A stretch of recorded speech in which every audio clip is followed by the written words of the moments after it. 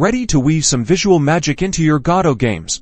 Today, we're tackling how to create a customizable plaid material that'll add a touch of realism to your projects. First things first, let's start with a fresh Godot project. Go ahead and add a 3D object to your scene.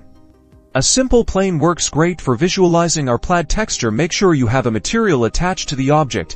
If you don't, create a default material. Now, in the inspector panel for your material, find the shader property, click the plus icon and select new ShaderMaterial. This will let us write our own code to define the plaid pattern.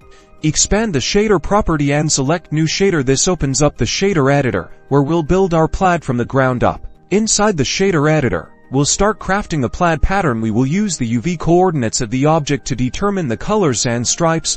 We will use functions for the lines. Write code that uses calculations to create the crisscross pattern of the plaid. Feel free to use variables to define colors, width, and spacing. Tweak these variables to achieve the desired look. Once your code is done, save the shader. You should now see the beautiful plaid displayed on your 3D object.